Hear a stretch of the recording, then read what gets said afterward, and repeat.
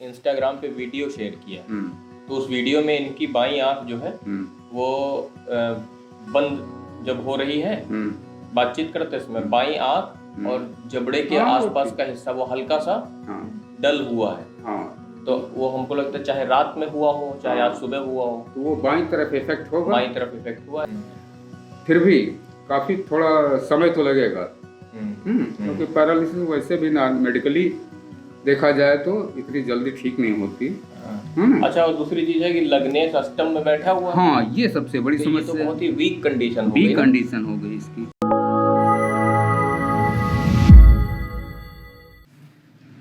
ये कुंडली ये है जस्टिन बीबर की। जस्टिन बीबर जो है कैनेडियन सिंगर है। अच्छा। और इस सदी में मतलब अंडर 30 जितने भी सिंगर और एक्टर जो फेमस हुए हैं, वो जस्टिन बीबर से ज्यादा यूट्यूब के ऊपर तो कोई फेमस ही नहीं हुआ। और बाकी ये यूट्यूब के बाहर भी फेमस बहुत है। तो एक दो लोग जो है इंग्लैंड से हमारे पास मैसेज किए थे कि जस्टिन बीबर की कुंडली देखने के लिए 6 महीने पहले। तो हुआ ये कि हम वो तो किए नहीं, इनकी कुंडली जो है हम तो देखे नहीं कुछ भी। तो उसके बाद क्या हुआ कि आज जो है सुबह एक न्यूज आई है अभी कि जस्टिन बीबर को पैरालिसिस का अटैक पड़ गया। अरे, तो हम अगर ये कुंडली पहले देख लिए होते तो कुछ थोड़ा बहुत जो है उसमें किया भी जा सकता था। तो हम सोचे चलिए अभी पढ़ ही लीजिए कम से कम इसको, है नहीं? देखिए जरा। ये जन्म कुंडली है जस्टिन बीबर की। हाँ, 28 कैनेडियन सिंगर। ठीक। तो जस्टिन बीबर की जन्म कुंडली मिथुन लग्न है और तुला राशि है। ठीक है, तो पहले आयु की गणना कर लेते हैं। तो लग्नेश बुध इनका बैठा है चर राशि में और अष्टमेश का शनि इनका बैठा है स्थिर में। ये मध्य आयु हो गई। लग्न द्वितीय स्वभाव में है, चंद्रमा चर में है, ये अल्प आयु हो गई। शनि इनका स्थिर में है और चंद्रमा चर में है, मध्य आयु हो गई। तो दो तरह से मध्य आयु की जन्म कुंडली है। तो ये जस्टिन बीबर की जन्म कुंडली मध्य आयु की कालखंड में है। ठीक है। अब इसमें राजयोग देखो। तो मिथुन लग्न का मालिक बुध 8वें घर में बैठा है मकर राशि में। ठीक है। और बुध नीचा अभिलाषी हो जाएगा क्योंकि कन्या इसकी उच्च राशि है, उससे 3 राशि आगे बैठा है। तो ये तो कोई राजयोग यहाँ नहीं बनाएगा। अब पंचमेश का शुक्र देखो, ये बैठा 9वें घर में। हाँ, तो ये पंचमेश शुक्र 9वें घर में बैठा, ये भी कोई राजयोग नहीं बनाएगा। मिथुन लग्न में पंचम घर में बैठा है गुरु, ये दशमेश और सप्तमेश है। तो दशमेश से लेने पर पंचम घर में आ गया गुरु, तो ये बनाए एक राजयोग, है ना? सबसे बढ़िया राजयोग बनाएगा, बड़ा राजयोग है। बड़ा राजयोग। दशमेश पंचम में आया। और ये बलवान भी है तो नीचा अभिलाषी, लेकिन कर्क से इसकी उच्च राशि से अपनी 2 राशि आगे है। ठीक है।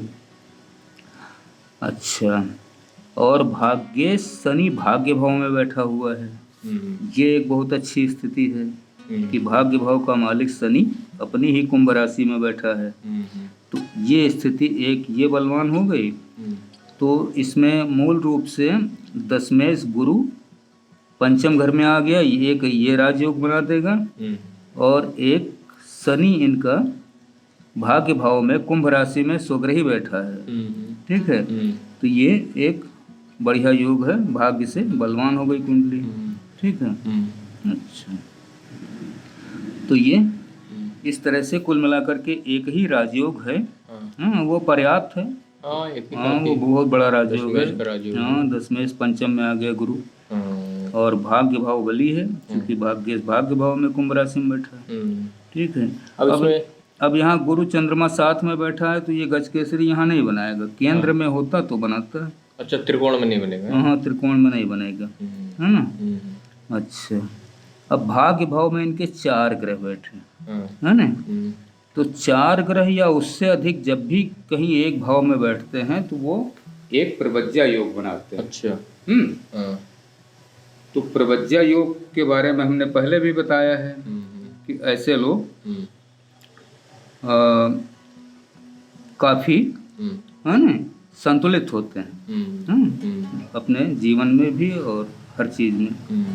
और गुरु की भी यहाँ दृष्टि आ रही शनि पर, ठीक है। तो इस तरह से ये भाग्य भाव में प्रवज्य बन गई। तो ये तो यहाँ पे सब ठीक है सब।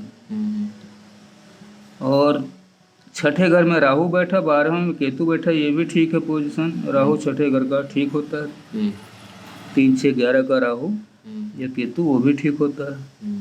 तो कुल मिलाकर की ये स्थिति ठीक है। और भाग्य भाव में देखो तो सूर्य इनका आ गया, पराक्रम का मालिक आ गया।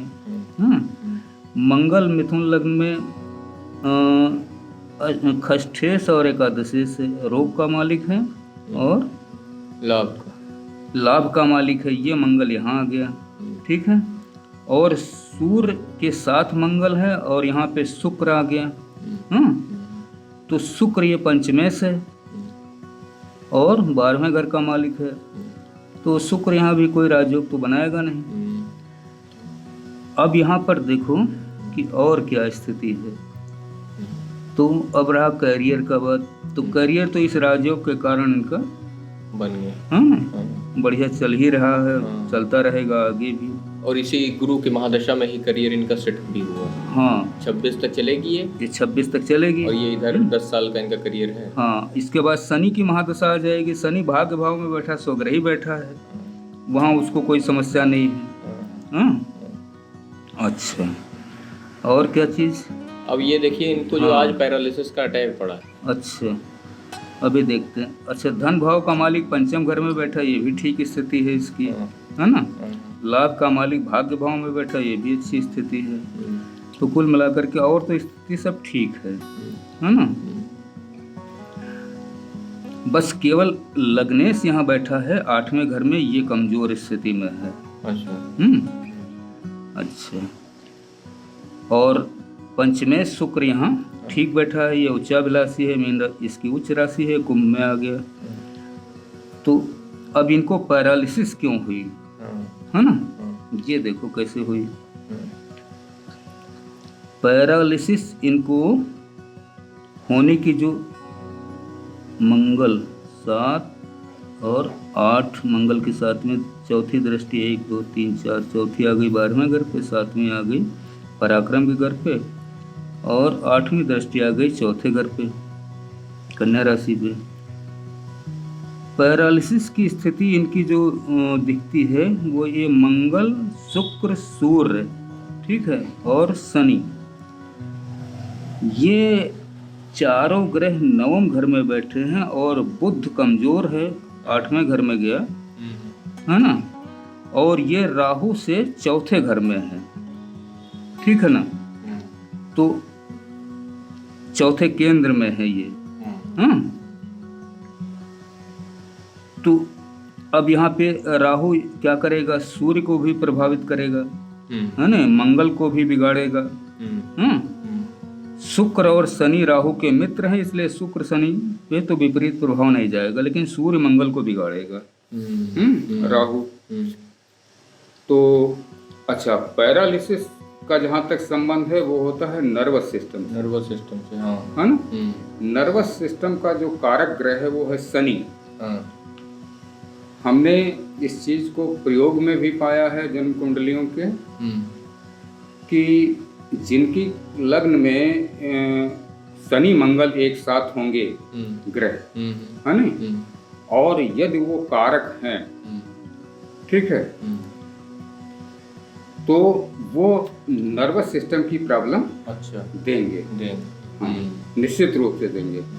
अब इसमें देखो कि शनि तो कारक है, भाग्य से कुंभ राशि में बैठा है, ठीक है ना। मंगल खष्ठेश और एकादशेश है, रोग का मालिक है मंगल, है ना। तो मंगल यहाँ, और मंगल के घर में राहु बैठा हुआ है, तो ये जो रोग का कारक बना वो मंगल बन गया सीधा सीधा, और राहु से चौथे केंद्र में है, इसलिए पैरालिसिस का अटैक इनको हुआ। और अब देखो आगे क्या स्थिति है। अब जो आगे की गणना आ रही है वो थोड़ी सीरियस है। कारण ये है कि मध्य अव की जन्म कुंडली है, ठीक है, गुरु को ध्यान से देखो तो ये मार्केस भी तो है, गुरु की सप्तम मार्केस भी बनाएगा गुरु, लेकिन त्रिकोण में बैठा है इसलिए वो मारक प्रभाव उतना नहीं देगा। मगर ये जो खष्ठेश मंगल यहाँ बैठा है शनि के साथ भाग्य भाव में और राहु से चौथे केंद्र में है, ठीक, ये क्या करेगा। और स्थिर राशि है ये कुंभ, इसका मतलब है कि इनको जो पैरालाइज हुआ है, पैरालिसिस, ये थोड़े लंबे समय तक चलेगी। अच्छा। हाँ, अच्छा। ये इतनी जल्दी ठीक नहीं होनी। और अभी तो गुरु की महादशा है, अभी तो कुछ रिलैक्स मिल जाएगा। अच्छा। हाँ, अभी तो मेरे हिसाब से 2026 के बीच में इनको कुछ आराम हो जाएगा। लेकिन जब शनि की महादशा इनके ऊपर आएगी, हाँ ना, तो फिर ये पैरालिसिस इनके लिए थोड़ी लंबे समय तक चलेगी, जिसमें इनको दवाओं पे आश्रित रहना पड़ेगा और शायद अपना जो परफॉर्मेंस है, जो काम है ना, कार्य है, उसको भी काफी हद तक छोड़ना पड़ेगा। ये गाते हैं तो अब अभी क्या है, आज की जो सुबह न्यूज़ आई है तो हम न्यूज़ देख रहे थे तो इन्होंने अपना एक इंस्टाग्राम पे वीडियो शेयर किया। तो उस वीडियो में इनकी बाईं आंख जो है वो बंद जब हो रही है, बातचीत करते समय बाईं आंख और जबड़े के आसपास का हिस्सा वो हल्का सा डल हुआ है। तो वो हमको लगता है चाहे रात में हुआ हो चाहे आज सुबह हुआ हो, तो वो बाईं तरफ इफेक्ट होगा, बाईं तरफ इफेक्ट हुआ है इनको। तो ये भी संभावना है क्योंकि भाग्येश बली है ना, तो शनि जब बलवान है तो इस मंगल का उतना दुष्प्रभाव रोग का मालिक का नहीं होना चाहिए। फिर भी काफी थोड़ा समय तो लगेगा, क्योंकि पैरालिसिस वैसे भी मेडिकली देखा जाए तो इतनी जल्दी ठीक नहीं होती। अच्छा, और दूसरी चीज है कि लग्नेश अष्टम में बैठा हुआ। हाँ, ये सबसे बड़ी समस्या, तो बहुत ही वीक कंडीशन हो गई इसकी शारीरिक स्वास्थ्य के लिए। मतलब चाहे पैरालिसिस हो चाहे कोई भी बीमारी हो, अगर लग्न का मालिक है 8वें घर में आ गया है ना, और ये नीचा अभिलाषी है, भाई ये मकर में बैठा हुआ और इसकी मीन राशि नीच की पड़ेगी, है ना, बुध की, तो बहुत ही कमजोर स्थिति है। तो ये कमजोर स्थिति में है, तो कहीं न कहीं पर। अच्छा, इसमें अगर बहुत गहरे कैलकुलेशन की जाए तो डिग्री का भी कोई खास फर्क तो पड़ना नहीं डिग्री का, क्योंकि वो ऑलरेडी इतना कमजोर पड़ा हुआ। हाँ, वो ऑलरेडी लगने से इतना कमजोर है तो फिर वो दिक्कत तो आएगी ही।